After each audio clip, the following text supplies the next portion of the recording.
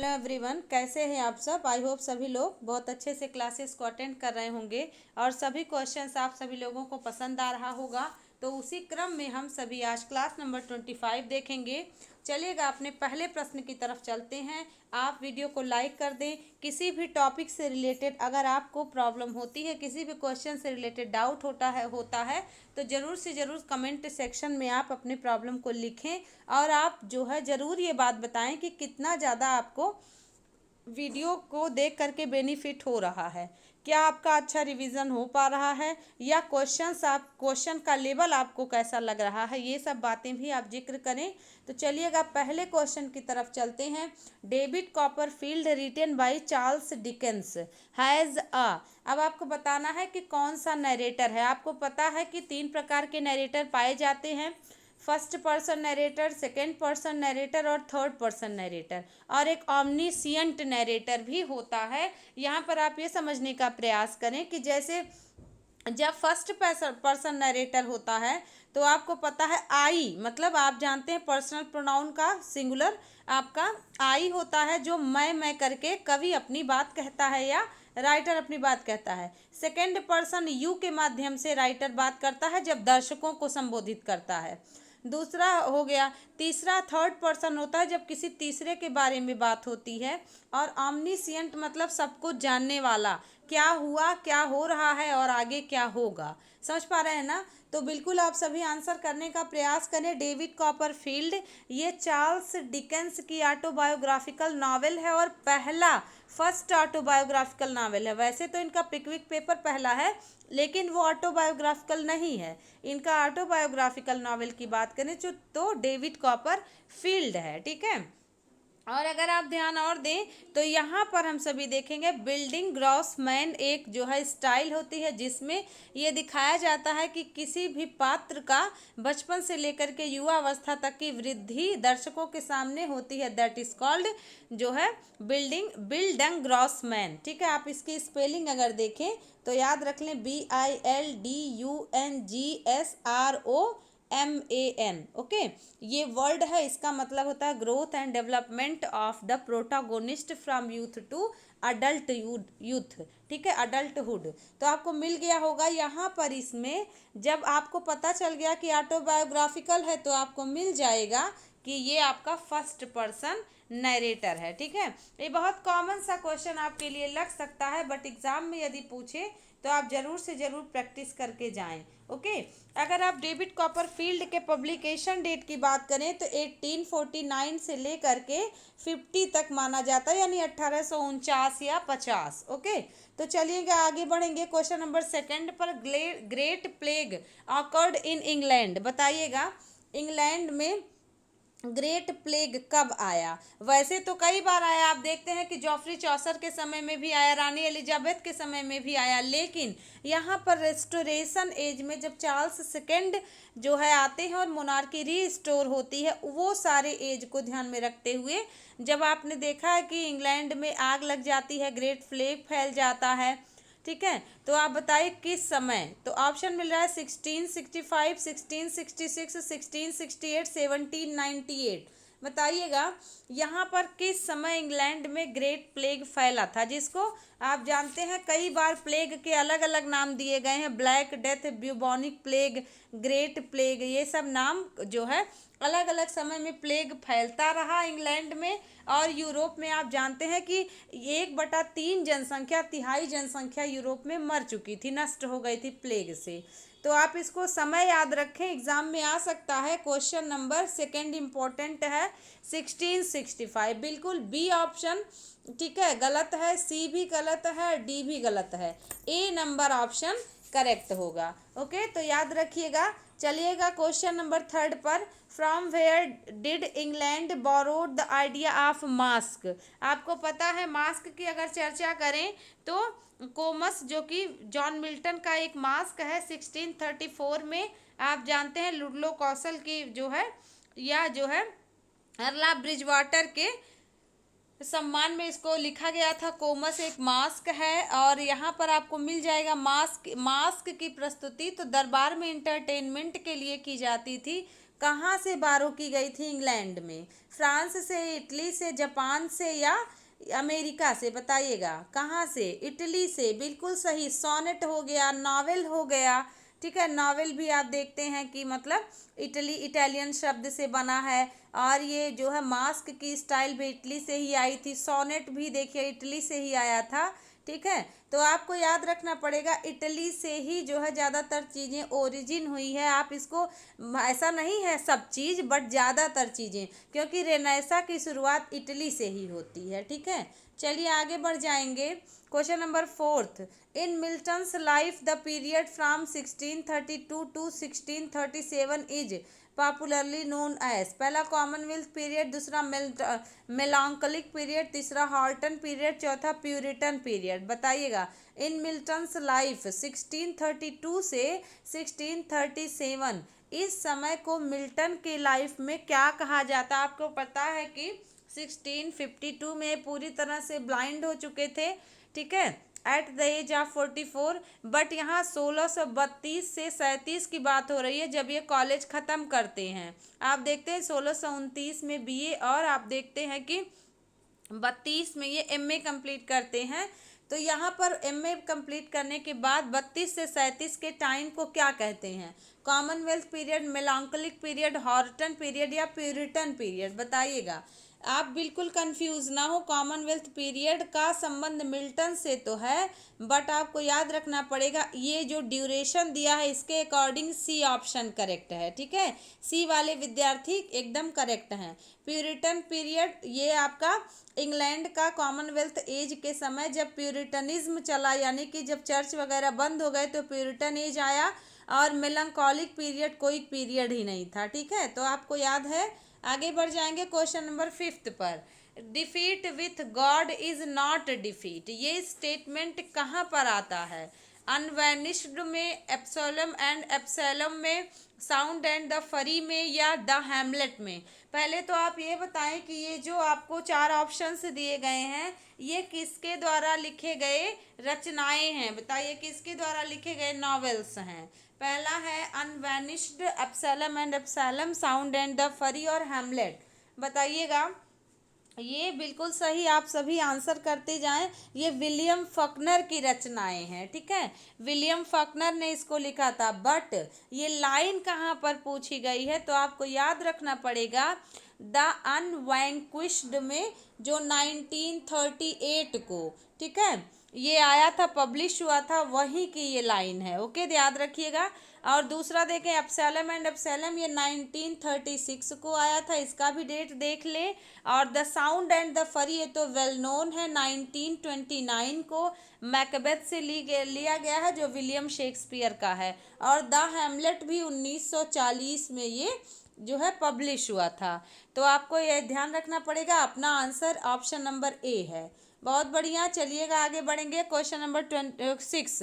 Under Kilimanjaro ये किसकी रचना है, किसका नॉवेल है? बताएंगे। अंडर किलिमंजारो, किलिमंजारो आप जानते हैं ना कि यहाँ पर आपको जो है किलिमंजारो पर्वत श्रेणी है, तंजानिया में पड़ता है। ज्योग्राफी वाले विद्यार्थी अच्छे से जानते होंगे किलिमंजारो तंजानिया। बताइएगा। तो अंडर किलिमंजारो, यहाँ पर आपको चारों ऑप्शंस मिल रहे हैं। William Faulkner, Ernest Hemingway, Nissim Ezekiel या रॉबर्ट फर्स्ट? बताइएगा। ऑप्शन नंबर ए, बी और डी। ए, बी, डी आपको मिल जाएगा कि option number A, option number B, option number D, ये आपको मिलेगा कि अमेरिकन है। और निज़िम इज़ेकिएल आपके इंडियन है, ज्यूइश ओरिजिन के। तो अपना आंसर क्या होगा आप बताएं। बिल्कुल सही, आप सभी लोग करेक्ट हैं। यहाँ पर आपको मिलेगा अर्नेस्ट हेमिंग्वे, ठीक है, बिल्कुल सही। Ernest Hemingway is the right option. इनका जो है लाइफ स्पैन देख लें तो 1899 से लेकर के 1961 तक इनका पूरा ड्यूरेशन है, ठीक है।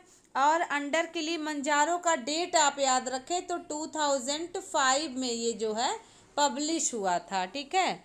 2005 में अंडर किलिमंजारो एक नॉवेल है।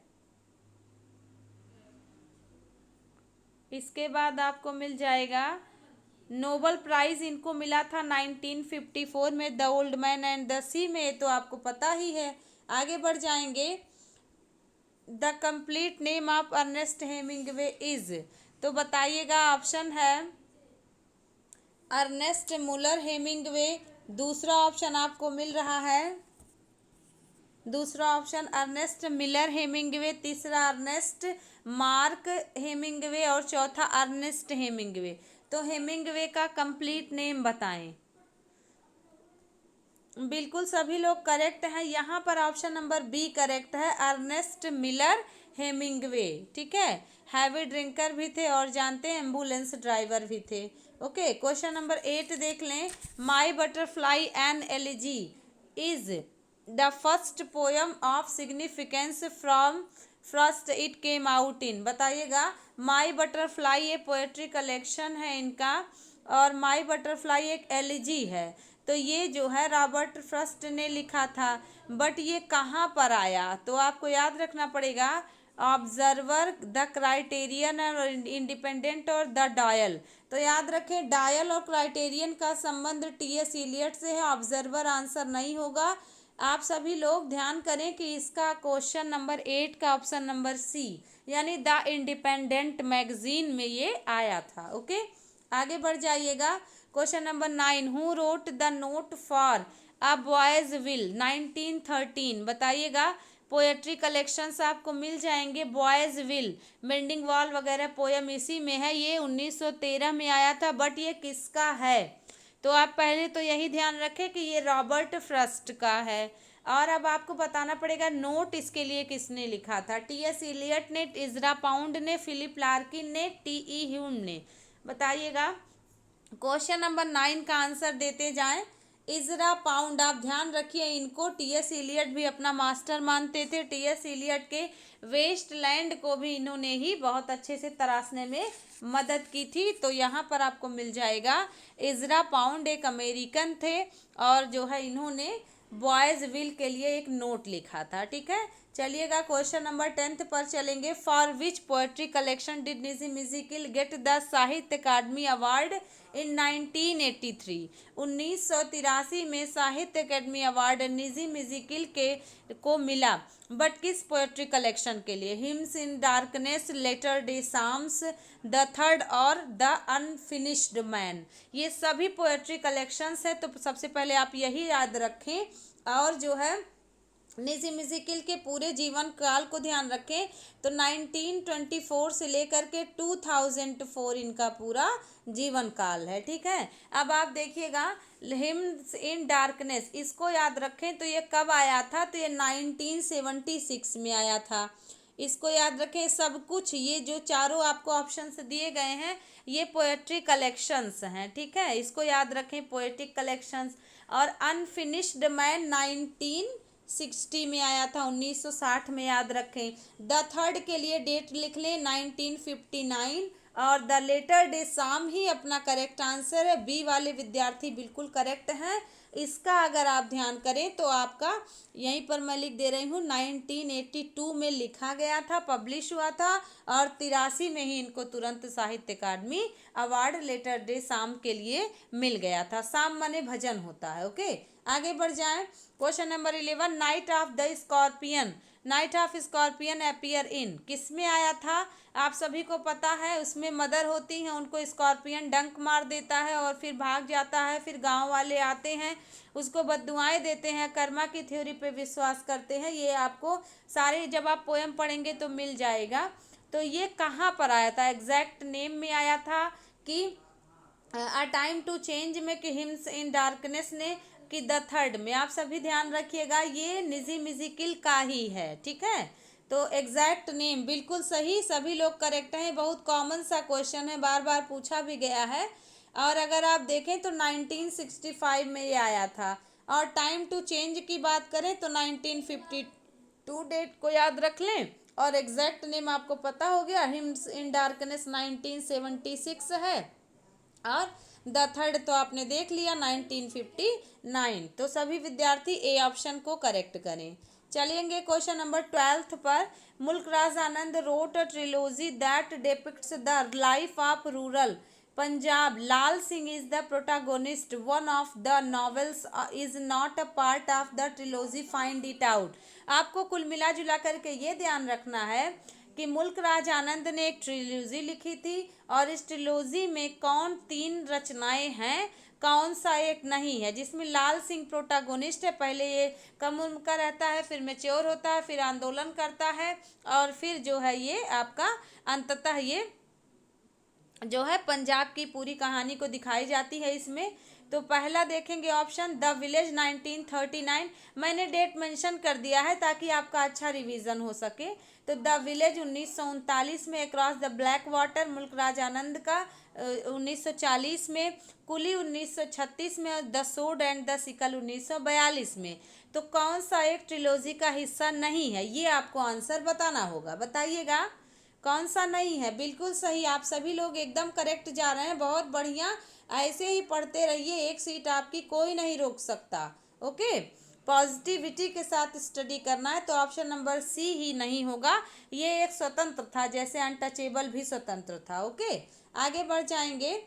Punishment in kindergarten, punishment in kindergarten is from the pain of. बताइएगा किसने लिखा है पनिशमेंट इन किंडरगार्टन, सरोजनी नायडू ने, कि कमला दास ने, कि रविंद्रनाथ टैगोर ने, या निजी मिजिकिल ने। बताइएगा पनिशमेंट इन किंडरगार्टन। किंडरगार्टन आपने बीएड वगैरह जब किया होगा तो आपको पता है ना कि फ्रोबेल हैं जो किंडरगार्टन बच्चों को जो है फूल, और स्कूल को बगीचा, तथा शिक्षक को माली कहते हैं। तो फ्रोबेल इसके जन्मदाता है। परंतु यहाँ इसी नाम से, पनिशमेंट इन किंडरगार्टन के नाम से किसने पोयम लिखी है? बताइएगा, दिस वन इज पोयम। ठीक है, बताएंगे कमला दास। बिल्कुल सही, आप सभी लोग करेक्ट हैं, कमला दास इज द राइट आंसर। इनका पूरा लाइफ स्पैन देखेंगे 1934 से लेकर के 2009। ठीक है, 1934 से 2009 तक इनका पूरा जीवन काल है। पनिशमेंट इन किंडरगार्टन ये पोयम है, बट और ये it is little autobiographical poem. ठीक है, और ऑटोबायोग्राफिकल पोयम भी थोड़ा थोड़ा है। ठीक है, question number 14, T S. Eliot is the modern English poet who is much influenced by. बताइएगा, Buddha philosophy, Christian philosophy, German philosophy, या हिंदू फिलोसॉफी। बताइए, वेस्टलैंड में अच्छा खासा आपको मिला है ना, अंत में शांति शांति शांति, दा दा दा, दत्ता दया देवन दम्यता। ठीक है, तो आपको ये मिल जाएगा। बिल्कुल सही, बृहदारण्य उपनिषद वगैरह से लिया गया है। तो हिंदू फिलोसॉफी, मुझे लगता है ये क्वेश्चन तो किसी से नहीं गलत होगा, बट जो है आप ध्यान केंद्रित करें कि इसमें जो है ऐसे ऑप्शंस आपको मिल जाएंगे। ठीक है, तो आपको देखना पड़ेगा क्रिश्चियन, जर्मन, हिंदू, बुद्धा। हालांकि बुद्धा से भी सरमन वगैरह लिया गया है, लेकिन ज़्यादातर की बात होती है तो हिंदू फिलोसॉफी। ओके, और इन्होंने फिलोसॉफी का अध्ययन किया ही था। क्वेश्चन नंबर 15 देख लें। क्वेश्चन नंबर 15, इसके पहले आप टी.एस. इलियट के लाइफ स्पैम को भी देख लें। इनका जन्म 1888 में होता है और 1965 में इनकी मृत्यु होती है। क्योंकि इस बार टीजीटी में आपने देखा था ना कि थॉमस हार्डी के डेट ऑफ बर्थ को पूछ लिया था। ओके, ईयर को पूछा था 1840, और आपको मिला था 42 ऑप्शन में दिया था, बट 40 करेक्ट था। इसलिए आपको ध्यान रखना पड़ेगा। नोबेल प्राइज और ऑर्डर ऑफ मेरिट इनको 1948 में मिला था। चलिएगा, no poet no artist of any sort has his complete meaning alone. ये पंक्तियाँ किसने कही है और किस में कही है? बताइए, बहुत सी बातें हैं जो आपको याद रखनी पड़ेगी। आप आंसर करते जाए। ऑप्शन नंबर देख लीजिए, ऑप्शंस हैं P B. Shelley, John Milton, John Keats और T S. Eliot. Which one is the right answer? बताएं।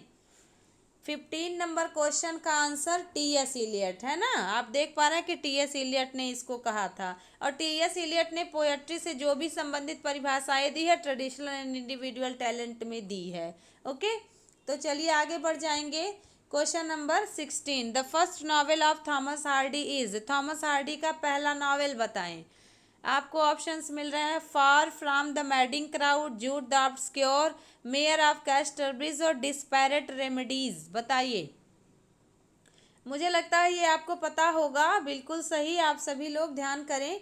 फार फ्रॉम द मैडिन क्राउड की अगर हम सभी बात करते हैं तो इसका डेट देख लें 1874, 1874 में आया। और मेयर ऑफ कैस्टरब्रिज का सब टाइटल है the story of man of character. तो यहाँ पर आपको मिल जाएगा, ये 1886 में आया था, 1886 में।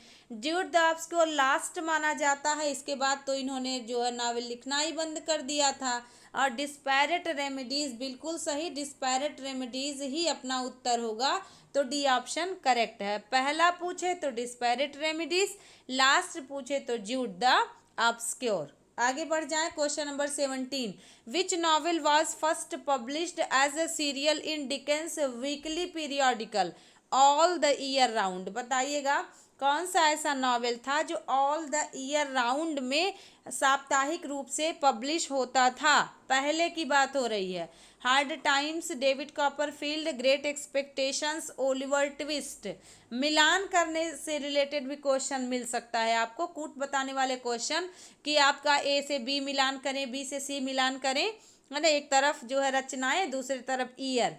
तो याद रखिएगा, किसी भी प्रकार से ग्रेट एक्सपेक्टेशन की अगर आप बात करें तो आपको मिल जाएगा 1860 से लेकर के 61। ये जो दो डेट है, दो डेट आपको मिल जाएगा, हालांकि 61 ही कंफर्मेशन है इसका। हार्ड टाइम 1854 आपको मिल जाएगा, 1854। और ओलिवर ट्विस्ट आपको मिल जाएगा 1837 टू 39। और डेविड कॉपरफील्ड की बात करें तो 1849 टू 50। ठीक है, तो यही अपना उत्तर करेक्ट है, ग्रेट एक्सपेक्टेशन। ठीक है, ग्रेट एक्सपेक्टेशन करेक्ट है, जो आपको मिल जाएगा। पहले तो ये ध्यान रखें, इनका लास्ट था, और दूसरा ऑल द ईयर राउंड में वीकली पीरियाडिकल के रूप में पब्लिश होता था। ठीक है, आगे बढ़ जाएं। और इनके लाइफ स्पैन की बात करें डिकेंस के, तो 1812 में इनका जन्म होता है, 1870 में इनकी मृत्यु होती है। Question number 18। It is a story in which an idealized hero or heroine undertakes a quest and in the end becomes successful, it is known as? बताएंगे, बहुत अच्छा क्वेश्चन है ये। It is a story in which N idealised hero और heroine undertakes a quest and in the end becomes successful। बताइएगा, यहाँ पर hero heroine को बहुत आदर्श रूप में प्रस्तुत किया जाता है। अगर आप कॉमेडी की बात करें तो हैप्पी एंडिंग, ट्रेजेडी जो है, sad ending, romance. Romance correct answer है। ठीक है, क्वेश्चन नंबर 18 का आंसर सी होगा। कमिक रिलीफ तो आप जानते ही हैं, ट्रेजेडी के बीच में जब एकदम माहौल एकदम दुख दुख भरा हो जाए तो थोड़ा सा कुछ ड्रंकन सीन और पोर्टर सीन हेमलेट में फिर आपको मिल जाएगा। ठीक है, मैकबेथ में ड्रंकन सीन, ये सब आपको मिल जाएंगे कमिक रिलीफ के रूप में। और हेमलेट में ग्रेव डिगर वाली सीन मिल जाएगी आपको। ठीक है, आगे बढ़ जाए। ड्रंकन सीन आपको ओथेलो में मिलता है और मैकबेथ में मिलता है, ग्रेव डिगर हेमलेट में मिल जाता है। ठीक ना, और पुअर टॉम वाला जो है थोड़ा सा किंग लियर में भी कमिक रिलीफ आपको मिल जाएगा। तो आपको जो है क्वेश्चन नंबर 18 का C answer. Question number 19। Feminine rhyme is, बताइएगा फेमिनिन राइम राइम क्या होता है? पहला option, a rhyme which matches one syllable, एक ऐसे राइम जो एक सिलेबल को मैच करे। दूसरा है a rhyme which matches not one but two syllable, एक नहीं दो। दूसरा देखें C, a rhyme which matches three syllables. और चौथा, a rhyme which does not match any syllable. बताइए, फेमिनिन का जस्ट अपोजिट मैस्कुलिन आपको मिलेगा। बताइए, ध्यान रखिएगा, जब भी समापन अनस्ट्रेस से हो, ठीक है, अनस्ट्रेस्ड सिलेबल से हो तो वो फेमिनिन राइम होती है, और स्ट्रेट सिलेबल से समापन हो तो मैस्कुलिन राइम कही जाती है। तो आपको आंसर मिल ही गया, ये आपका बी करेक्ट है, बिल्कुल बी वाले विद्यार्थी करेक्ट है। जस्ट अपोजिट मतलब not one but two syllables और अनस्ट्रेस होंगे। तो आपके 19 number question correct. 20 number question देखें, जस्ट अपोजिट ध्यान रखिएगा, a rhyme which matches up single syllable. दूसरा ऑप्शन देख लीजिए, कह रहा है a rhyme which matches up double syllable. तीसरा, not match up single syllable. और चौथा कह रहा है rhyme which does not match double syllable. तो कुल मिला जुला करके 2 सिलेबल हो अनस्ट्रेस वाला, अनस्ट्रेस तो आपको हो जाएगा फेमिनिन, और मैस्कुलिन में आपको स्ट्रेस से समापन होगा, तो ये आपका करेक्ट है। Okay, A option. Question number 21, it is a literary work which is Holi और पार्टली इमेजिन्ड और थियोट्रिकल सच प्रोज इज। बताइए, या तो पूरा या तो कुछ कुछ क्या हो, नाटकीय हो या काल्पनिक हो, क्या होता है? पहला सेंटिमेंटल, दूसरा फिक्शनल प्रोज, तीसरा नॉन फिक्शनल प्रोज, और चौथा पोएट्री। कौन सा करेक्ट किया जाए बताइएगा। टर्म्स से रिलेटेड, वोकैब से रिलेटेड शब्द मिल जाएंगे। फिक्शनल, ठीक है, या something true some are invented, fictional होगा, काल्पनिक। नॉन फिक्शनल की बात करें तो बायोग्राफी, ऑटोबायोग्राफी, ट्रेवलॉग, मेमोर, ये सब होता है। और सेंटिमेंटल प्रोज नहीं, पोएट्री भी नहीं। ठीक है, बी वाले विद्यार्थी 1 मार्क्स ले लें। Question number 22, piece of writing which is full of praise. बताइए, कोई ऐसी रचना जो पूरी प्रशंसा से पूरा लोट पोट करके बनाया गया हो, मतलब किसी का गुणगान। आपने पढ़ा होगा हिस्ट्री में समुद्रगुप्त का प्रशस्ति पत्र, है ना, या समुद्रगुप्त का प्रशस्ति लेख। तो यहाँ पर आपको मिल जाएगा प्रशस्ति पत्र, प्रशस्ति लेख, पेनेगायरिक। बिल्कुल सही, बी वाले विद्यार्थी करेक्ट है, बी करेक्ट है। पेनेगायरिक मतलब प्रशंसा में लिखा गया लेख। ओके, एडमिरेशन तो ये लिटरेरी टर्म का शब्द ही नहीं है, ये सामान्य प्रशंसा होगी। हेडोनिस्ट मतलब सुखवादी इंसान, और पीरियाडिक तो आप जानते ही हैं। ओके, तो question number 23, fancy imagination are the terms given by, किसके द्वारा लिया गया है? आपको ये बात तो ध्यान है ना कि जब लिरिकल बैलेड में नेचुरल की बात हुई है तो वर्ड्सवर्थ की चर्चा हुई है, और सुपर नेचुरल सब्जेक्ट को डील किया है एस टी कॉलरिज ने। तो यही याद रख लें आप, और आपका आंसर भी करेक्ट हो जाए। ओके, बस कुछ करना ही नहीं है। Fancy imagination S T Coleridge, क्यों? क्योंकि इन्होंने इमेजिनेशन की थ्योरी भी दी है और सुपर नेचुरल सब्जेक्ट को डील भी करते हैं। राइम ऑफ एंसेंट मार्नर इसका बहुत बढ़िया उदाहरण मिल जाएगा, जो कि एक बैलेड है। ठीक है, तो आपको मिल गया। क्वेश्चन नंबर 24 चल दें। The cavalier poets supported. बताइएगा, सिविल वार जब इंग्लैंड में चल रहा था, गृह युद्ध, तो कैवेलियर पोएट के कौन थे, किसको सपोर्ट कर रहे थे? पहला ऑप्शन, इनको जो है follower of Ben Jonson, son of Ben Jonson भी कहा जाता है। ठीक है, कैवेलियर पोएट तो चार्ल्स सेकेंड की चार्ल्स फर्स्ट। तो इंग्लैंड में सिविल वार कब से कब तक चला आपको पता है? 1642 में एक्ट ऑफ पार्लियामेंट के द्वारा थिएटर वगैरह बंद कर दिए गए। 1649 में इसका परिणाम निकला कि ओलिवर क्रॉमवेल ने चार्ल्स फर्स्ट को बीहेड कर दिया, और 1660 तक कॉमनवेल्थ पीरियड चला। तो आपको मिल जाएगा आंसर 24 नंबर क्वेश्चन का, चार्ल्स फर्स्ट। ठीक है, अगर सबके जो है समय की बात करें तो ओलिवर क्रॉमवेल 1649 से लेके 58 तक रहते हैं, फिर 2 साल रिचर्ड क्रॉमवेल आते हैं। चार्ल्स सेकेंड का समय आपको पता ही है कि 1625 से 1649। चार्ल्स फर्स्ट आपको मिल जाएंगे, जस्ट वेट वेट, देखिए चार्ल्स फर्स्ट की बात करें तो 1625 से 1649, ये कंफर्म लिख लें ऐसे। जेम्स फर्स्ट की बात करें तो 1603 से लेके 1625 तक है। ओलिवर क्रॉमवेल का बात करें तो 1649 में ये आए और 1658 तक रहे, फिर रिचर्ड क्रॉमवेल 58 से 60 तक रहे, फिर ये भाग गए, फिर चार्ल्स सेकेंड को बुलाया गया, 1660 में मीना मोनार्की रीस्टोर हुई। इतना तो कंफर्म हुआ ना, तो आपका करेक्ट हो जाएगा राजा के सपोर्टर, दैट इज कॉल्ड आपके चार्ल्स फर्स्ट। तो चार्ल्स फर्स्ट आपके किस में है? ऑप्शन नंबर बी में। ठीक है, ऑप्शन नंबर बी इसका करेक्ट आंसर है। चार्ल्स फर्स्ट का सपोर्ट कर रहे थे, और जो इनका सपोर्ट नहीं कर रहे थे वो प्यूरिटन कहलाए, जिसमें मिल्टन भी थे। ओके, आगे बढ़ जाएंगे। क्वेश्चन नंबर 25, इलियड, होमर का इलियड आपको पता है ना, इलियड और ओडिसी 2 रचनाएं हैं इनकी महत्वपूर्ण। Was first translated into English, English में पहली बार ट्रांसलेट किसने किया? जॉन राइडन ने, एलेक्जेंडर पोप ने, जॉर्ज चैपमैन ने, कि सैमुअल जॉनसन ने? इसके लिए मैं आपको 1 से 2 सेकंड का टाइम भी देती हूँ, जो कि अब बीत गया है कि नहीं। बताइए, John ridden, Alexander pope, George Chapman. अगर आपको तनिक भी न ख्याल आ रहा हो तो आप जॉन कीट्स को याद करें, और जॉन कीट्स ने कहा है ना कि चैपमैन्स होमर, ऐसे एक रचना लिखी है ना, तो यहाँ पर आप याद रख लें कि जॉर्ज चैपमैन ने पहली बार किया था, सन भी याद रखें। पहली बार 1611 में चैपमैन ने किया था। फिर ड्राइडन ने भी किया, उसका समय याद रखें 70, है ना, 1700 में, 1700 में। फिर पोप ने भी किया, इनका भी नहीं मन माना तो इन्होंने 1715 में कर डाला। ठीक है, तो पहली बार जॉर्ज चैपमैन ने 1611 में, दूसरी बार जॉन ड्राइडन ने 1700 में, तीसरी बार एलेक्जेंडर पोप ने 1715 ईस्वी में किया, और सैमुअल जॉनसन ने नहीं किया। ठीक है, तो ऑप्शन नंबर सी करेक्ट है, बिल्कुल सही। अब आप अपने स्कोर बताएं, कैसा रहा क्वेश्चन को लेकर के आपका एक्सपीरियंस, ये भी बताएं। ठीक है, और कैसे क्वेश्चन का लेवल है बताएं, आपकी तैयारी में मदद मिल रही है या नहीं।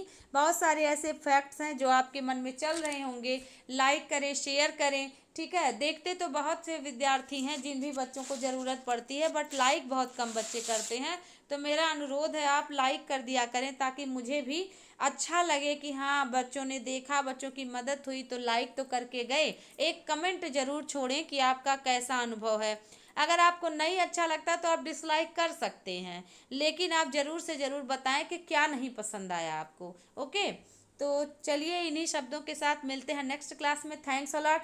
पढ़ते रहिए, बहुत बढ़िया से तैयारी करते रहिए, धीरे धीरे सही चलते रहिए। थैंक्स अलॉट, मिलते हैं नेक्स्ट क्लास में।